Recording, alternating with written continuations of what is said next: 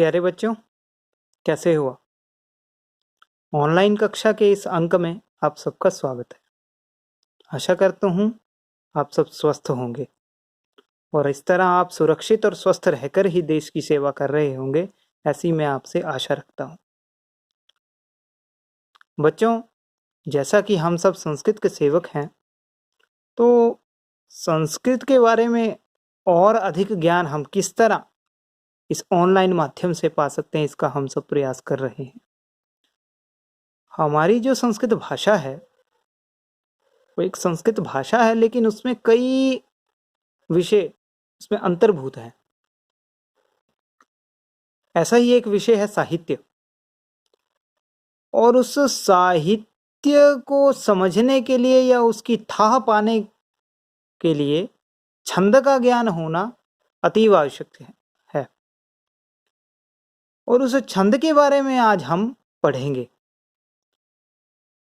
आज से हमारा छंद का ज्ञान की जो क्रम है वो आरंभ हो रहा है। तो सबसे पहले आइए हम सामान्य रूप से समझें कि छंद होता क्या है। तो छंद का मूल का ज्ञान प्राप्त करना है तो हमें वेदों की ओर जाना, क्योंकि वेद हमारी संस्कृति में सबसे प्राचीन ग्रंथ है। और उन वेदों में यदि हम देखें कि छंद का क्या स्थान है, तो ये वेद जो है वो ईश्वर का निश्वास रूप है। और इस निश्वास रूपी वेदों की परिकल्पना यदि हम एक पुरुष के रूप में, एक वेद पुरुष की कल्पना करें, तो उस पुरुष के 6 अंग होते। हमारे महर्षियों ने उस पुरुष के 6 अंग बताए हैं। उस पुरुष को 6 अंगों में बांटा गया। उन 6 अंगों में छंद का क्या स्थान है वो मैं आपको बताने जा रहा हूं इस श्लोक के माध्यम से। छंदः पादौ तु वेदस्य हस्तौ कल्पोऽथ पठ्यते ज्योतिषामयनं चक्षुः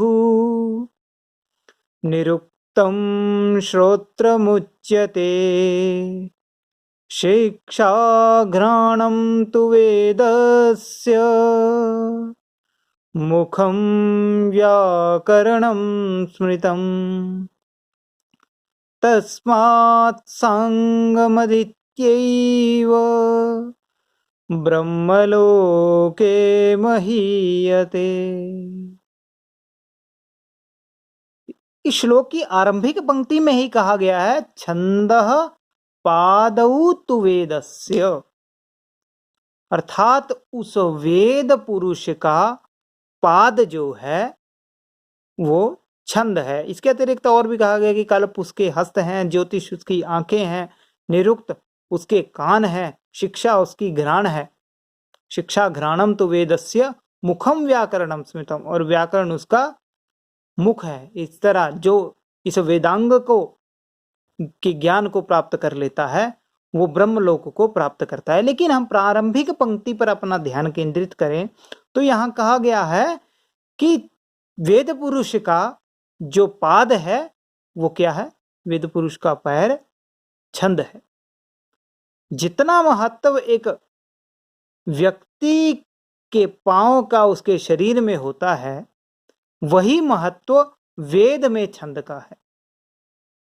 हम ये भी कह सकते हैं कि छंद के ज्ञान के बिना वेदों का पूर्ण ज्ञान नहीं हो सकता। छंदों का ज्ञान यदि पूर्ण है तो वेद का ज्ञान होगा।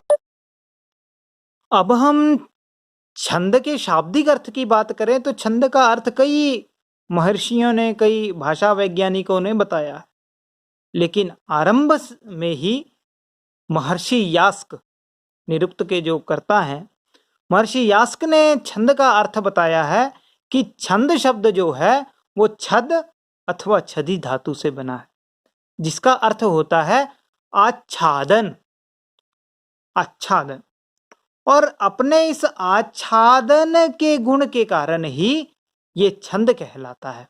इसके अतिरिक्त निघंटु में भी छंद का अर्थ स्तुति करना कहा गया है। तो इससे यह अर्थ भी हो सकता है कि कई देवताओं की स्तुति छंद के द्वारा, पद्यों के द्वारा, श्लोकों के द्वारा की गई है, तो इसका वो अर्थ भी द्योतित होता है।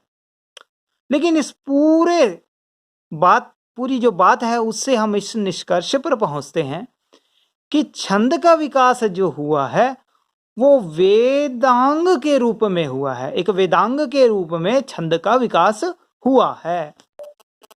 अब हम छंद के स्वरूप के बारे में बात करें। आखिर इस छंद का स्वरूप क्या है, इसका लक्षण क्या है, इसकी विशेषताएं क्या है? तो छंद में सब कुछ निश्चित है। यहां जो कुछ भी होता है वो गणना अनुसार होता है।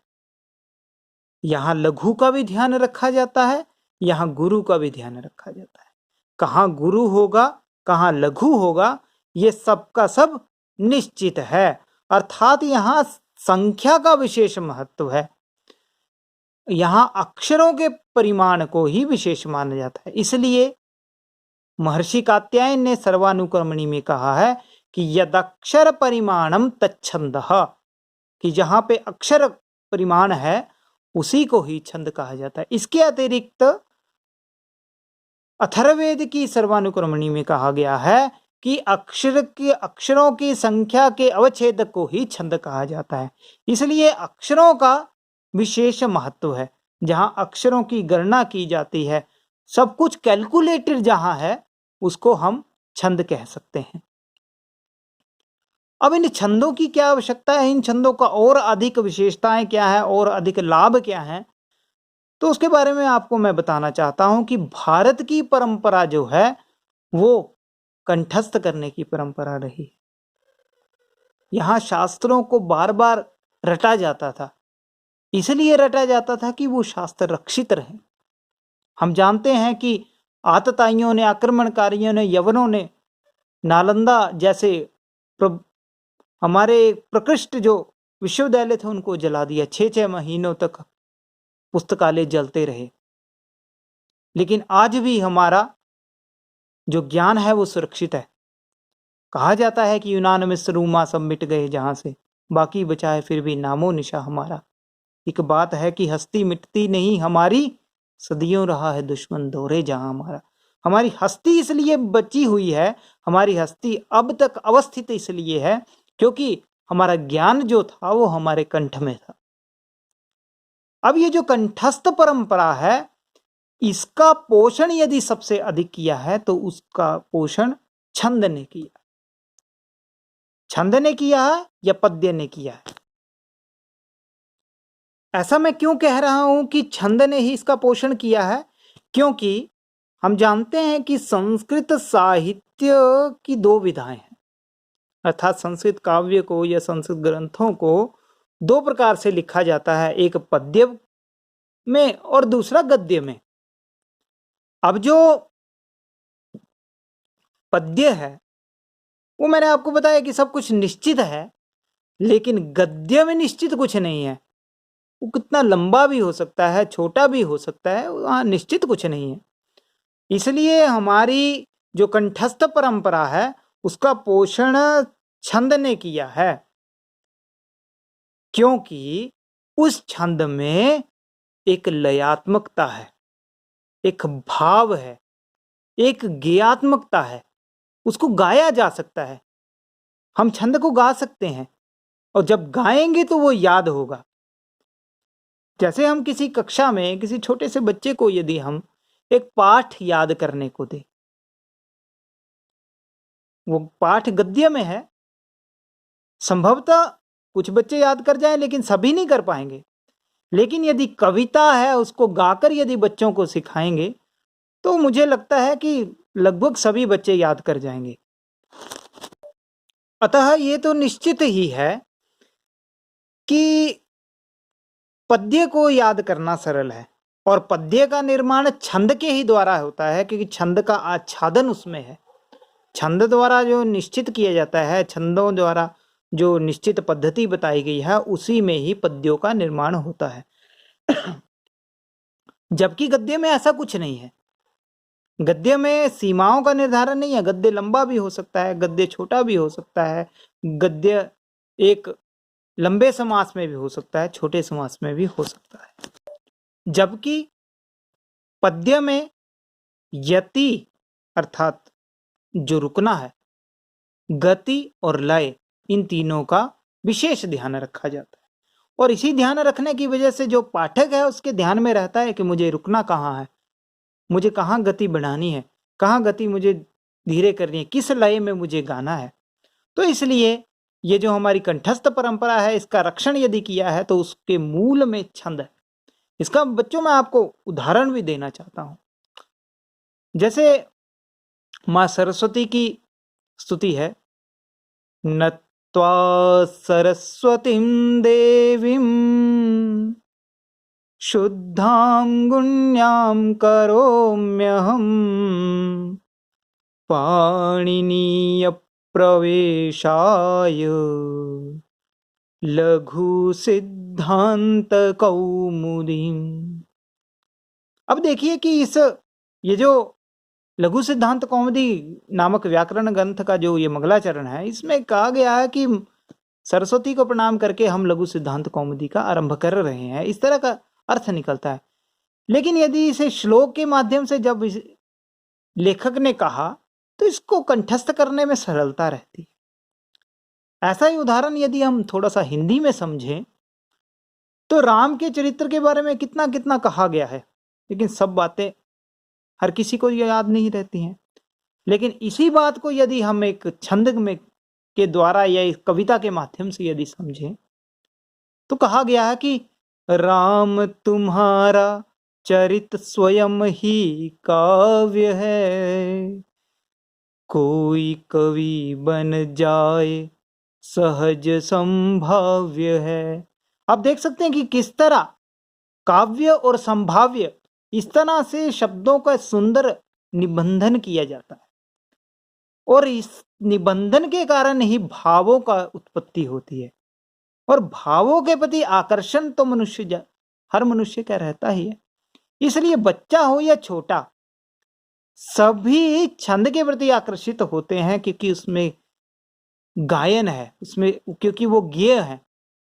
उस गाने के कारण ही वो छंद आसानी से कंठस्थ हो जाते हैं। इसलिए छंद का हमारे संस्कृत साहित्य में विशेष महत्व है। छंद जो हैं वो दो प्रकार के हैं, एक मात्रिक और वर्णिक। जहां मात्राओं की गणना की जाती है, लघु गुरु इस तरह से मात्राओं की गणना की जाती है, उसे मात्रिक छंद कहा जाता है। और जहां वर्णों की गणना की जाती है, अक्षरों की गणना की जाती है, उसे वर्णिक कहा जाता है। और वर्णिक छंदों का इतना विस्तार है कि 1 से लेकर 26 अक्षरों तक के छंद हैं एक एक पाद में। तो इसलिए छंदों का एक विराट स्वरूप है जिसका ज्ञान हम कुछ रूप में प्राप्त करेंगे इस ऑनलाइन माध्यम की कक्षा से।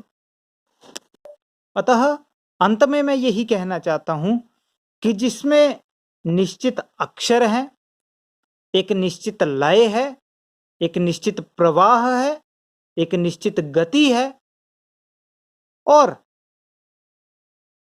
एक भाव है, उसे ही छंद कहा जाता है। तो आइए बच्चों, अगली कक्षाओं में हम इस छंद रूपी समुद्र में प्रवेश करेंगे और मैं आशा करता हूं कि छंदों के बारे में जो ये सामान्य सा परिचय मैंने दिया ये आपको लाभ करेगा। आपके यदि कोई प्रश्न हो तो आप कमेंट कर सकते हैं, मुझे व्यक्तिगत रूप से भी आप संपर्क कर सकते हैं। धन्यवाद।